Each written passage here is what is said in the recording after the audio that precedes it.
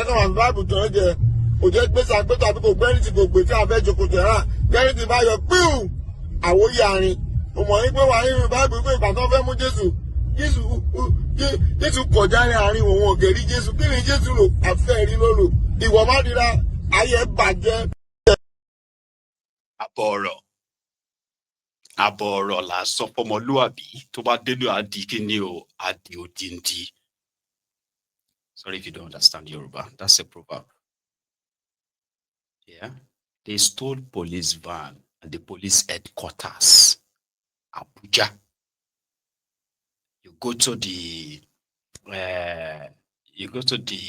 NEPA office, PHCN, to complain that you have not been having regular power supply, only for you to get to their office and see them running generator. And another one is advertising. If you want to set up the solar panel, we fix solar panel here. Please call for your solar panel setup for NEPA office, because they themselves are using generator. You go to the you go to the general hospital or public hospital or anywhere, and then the doctor is telling you that your situation don't pass medical. Make you go use escalator. All those things, like the funny man will say, right, Mr. Funny. Some things will just happen in Nigeria that you just ask yourself that how would it be this in 2025? Why is this happening? But you won't be able to possibly answer it because it is indescribable, so to say.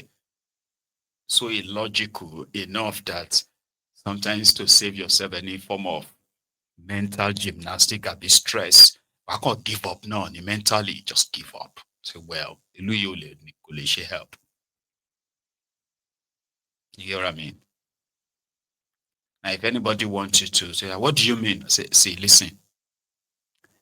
This Niger, you can't help this place with these characters in charge and how things are being done here, in which majority have become so numb to all these happenings that they even normalize them. They even see them as nothing. About that one and nothing, Jerry. And then you just tell yourself that, bye, you only make it. Go possible. Like how? Like we have miracle called Mirabelle in it. You know? Because logically you can't really define, they can't really describe them. So fortunate. And if vigilante the rescue police from kidnappers, it is in a play. Waiting we never see. Vigilante the rescue police officer from kidnappers. What an opposite. Everything is just always like opposite. It's really when you sit down and begin to kind of imagine and process them, then you say, man, but can you normal? But everybody should pretend that we won't number by. Do you understand? And then you begin to realize that, okay, so this is actually how everybody is living. This is how they have normalized abnormalities and pretended that, maybe if they are not talking about it that much, it won't really matter, then it will go away or something, because you normal, country where criminal politicians in 2025 will subject school children to this. This is a video made just this past Friday. Movie in Adamawa in northern part of Nigeria. Children from this age, if they exposed, if you know what Nigeria exposed a lot of us to, right? The PTSD has messed up a lot of people, but many are just trying to, to stay normal. When you are exposed to things like this, at this very, very, very young age, they seem to actually have a longer impact on the people or on you. From Kizu. Aga oke karatu? Ba kujeru? Tun yaushe? Ya kai shekara na? Shekara huku. To yanzu me kuke so gwamna ya muku?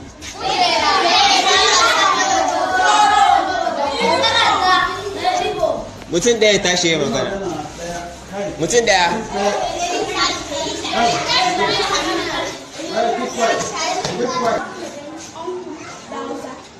Anyone?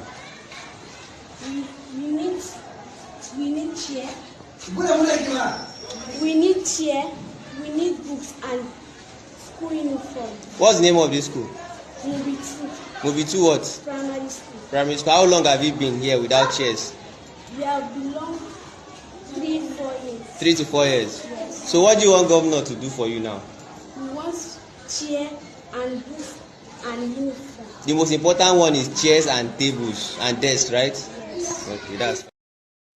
So you made the clip to try to raise the awareness and bring it to the attention of government. This is 2025. Those of you who are going to see my videos in 2080, I'll be long dead, possibly. By that time, I hope in 2080, if this contraption no longer exists, videos like this, they will outlive people like myself, by the way. I mean, I believe, so they will outlive me. So those of you who are going to be seeing this video in 2070, 2060, right? Even if the contraption still exists, I hope that this will possibly be the reminder of the dark old days. By then, they would have finally come to their senses and asked the people if they still really want to be part of this contraption or not. And if they agree, maybe the contraption will still be existing in Nigeria, maybe existing then. And all these things we are currently passing through. If they are saying them to those of you who are going to be of that generation, you may never believe them. But we lived. Here again, we lived through this era. But what will be so sad is in 2080, you will watch Mayegun's video. Who will be dead? By then, I'll be like long dead. My videos are probably going to have been cut into parts, right? If the contraption still existing and they are still what they are doing, may this time not come be the golden era. A lot of you will look back and be like, look at those ones in 2025. They were lamenting. Look at us now in the plantation farm, working in China as imported slaves from Nigeria, because that's where it's going to end. If Nigeria no break up to pieces and Nigeria failed to actually really discuss if they still want to be together or not. If these guys continue the way they are going, they are breeding generations that are going to become not only so stupid, miseducated, uneducated, they are going to breed generations that are going to be purposely for trade. They go to sell now for money. Because by then there is likely going to be practically not really of any valuable your resources may not be of any real valuable then. Just saying. You see life, Because if you look at those who are like the Europeans, the Westerners, who were called the gatherers then, the animal gatherers, before they became what they have become and everything they've been through. So you see this generation of this Western population, so to say, right? They, no matter what they are currently benefiting, the advancement in technology and everything right now, when they look back to how their own ancestors survived, what they've been through, the plague, like that, and how many that died needlessly. Today they look back with pride and say, well, for those who survived, that's why they are still here. So those of us who are here, either those of you who have been mentally captured, I don't know, for those of you who have not been fully mentally captured, so to say, who are still speaking up, speaking out and fighting in their only two way, in their big way, and sacrificing as much as they probably will never be acknowledged. All of these things, people will look back in maybe decades to come, and either look at you and say, oh, you did have it very rough. Oh, how did you survive? How did you survive the corruption that we are hearing about now? Because right now, if anybody tries to be corrupt, they will be killed. Take the Chinese, for example. They've always been like corrupt in perpetuity, and their country, their people have paid so hugely for that. But the moment they said enough, today, the Chinese that are alive, we never understand what it was like to live in a country that is so corrupt that people, the political office holders, have been an emperors. They are so selfish that they would rather care for themselves than care for their people. So those who are Chinese today will never understand what world was like then. Because to them, whatever it is driving their growth, their prosperity right now, well, is the vision of their leaders. And today they have to do everything to keep that. They have to do everything to safeguard it. They have to do everything to protect it. So maybe one day you too will look back after common sense must have prevailed, and you will look back and say, wow, how did the people like that Mayegun person, how did they live and survive that era? Do you get what I mean now? Or they will look back and say, the complaints, all these ones who were complaining, making video in 2025, today, people will now say, this is 2085. I am the imported slave from Nigeria. Yeah, my name is Shukun name, They will be making their own TikTok videos from the plantations they have sold them to make money so that they could feed those who are going to be left. Don't say it is impossible. With these guys who don't care about what will happen to you in 20 years, in 50 years, what's going to happen to Nigeria in 100 years. These guys don't give a damn. All those years ahead are collateral for them, collateral for loans. Loans they are taking that they have no intention of paying back, in which at the same time they are begging for loan forgiveness. But you are still with Bambi Alabo, collecting loan everywhere. On the other hand, you don't pretend say now only one hand you get. Say may they help you. You are powerless. You are harmless. I am powerless, disabled. Please cancel my debt. Come on, who does that? Shettime was the United Nations General Assembly to represent a Golu, and then to probably meet some third grade or fourth grade sort of like leaders to try and make it look like they are representing Nigeria. So Shettime went to United Nations to talk about the Gaza, Palestine, talk about debt forgiveness, talk about rockets and space and every other thing that's like it's imagined. But he did meet others too. I think he went for a program about on education or something. He did. I'm going to add this before he went to Germany. This is just like an extra. Shettime. As we move into the 2026-2030 period, GP has laid out a renewed investment case with an ambition to mobilize at least $5 billion. This level of funding is critical to unlocking the leverage, innovation, and outcomes that low-income countries need to drive sustainable progress. Why should world leaders and finance ministers prioritize this replenishment now? Yes. Education is a high-return public investment. Every additional year of schooling increases lifetime earnings and reduces the risk of fragility and conflict. Well-targeted education financing addresses the root causes of instability, from extreme poverty to youth unemployment. Second, GPE multiplies impact through grant financing, policy support, and targeted incentives. GPE mobilizes domestic resources and co-financing, multiplying the impact of every dollar invested. The GPE multiplier and co-financing mechanisms have unlocked billions in additional funding beyond GPE grants, demonstrating a model that transforms replenishment dollars into significantly greater system-wide investments. Third, it is a moral and legal obligation.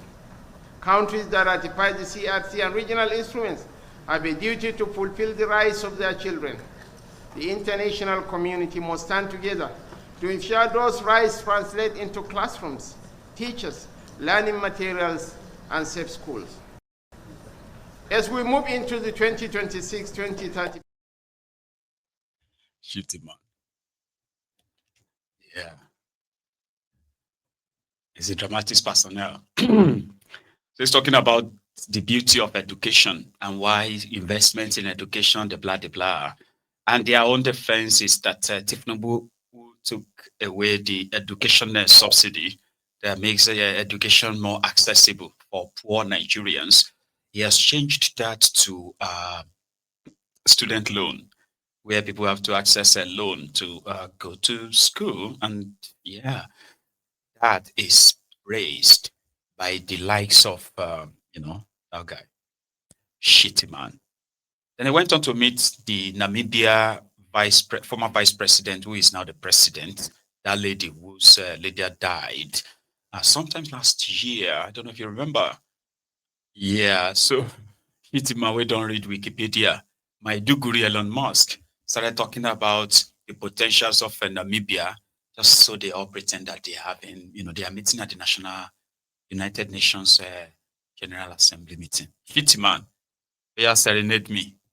Abi, let her go first. First, let me once again thank the government of the Federal Republic of Nigeria for having stood by us when we lost our founding president. You came yourself, and that really means a lot for us.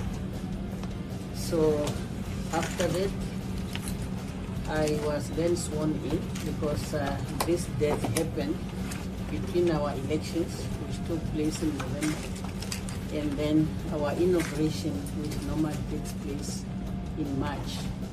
So on March 21st, I then took office as the President of the Republic of Namibia. And I really found it appropriate that I can use this opportunity, though I will still find time to come physically, just to introduce myself to the President. We all know that Nigeria has been part of the frontline state. And this is the place where everything started. And all the Nigerian diplomats were basically all Namibians, helping in so many ways, even working on the documents, on the resolutions, and everything that led to Namibia's independence. So I really felt that I have to come and say I'm now in this office, and I am looking forward to continue strengthening cooperation between Namibia and Nigeria. So, and please, I will ask that you pass that to His Excellency the President and of course the people of Nigeria. Namibia remains one of the countries that will continue to work closely with Nigeria.